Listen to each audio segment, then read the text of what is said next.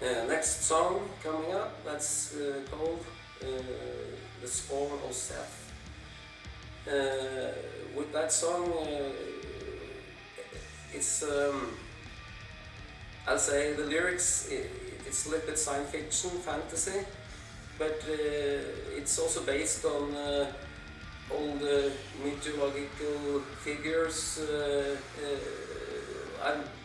When I wrote the song, I was having some pictures in my head about, in some cultures they believe that it's aliens, for example, gods, call it whatever you want, from outer space who has come to Earth and done things here that has an impact on our society of today. So I have basically played a little bit around these thoughts about that it could be something from outer space who has influenced us in some kind of way. Of course, it's a lot of fantasy. It's not meant to be taken, of course, get taken seriously, but it's like making a movie. I think you have to go into this universe and make your own fantasies, and it's also reflected in the music, the elements we are using there, so we can get these ideas about maybe a spaceship from somewhere out there. It's a complex song with many different musical elements. So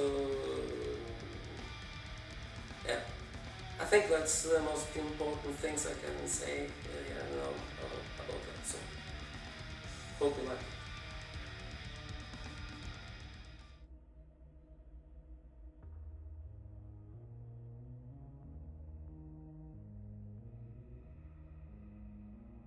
Next song, Forgotten. That's an instrumental song, a quite sad and melancholic piece of music.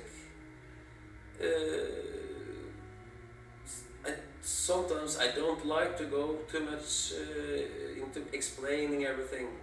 I always hear that you're explaining much too much, Ingar.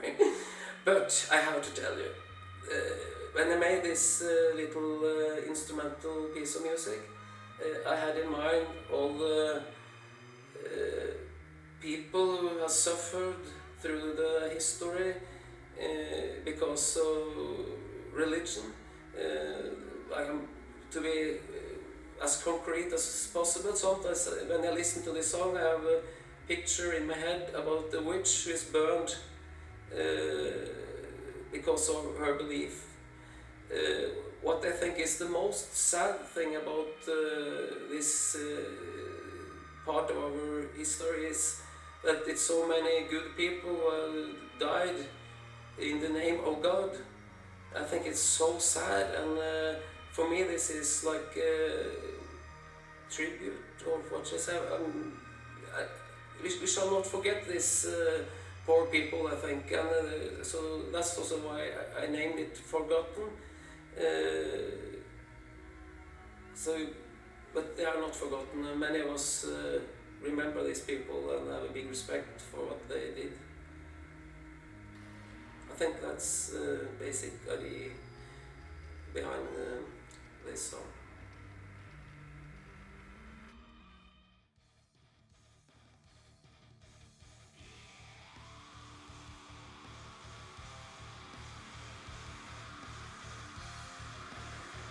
Next song, Euthanasia.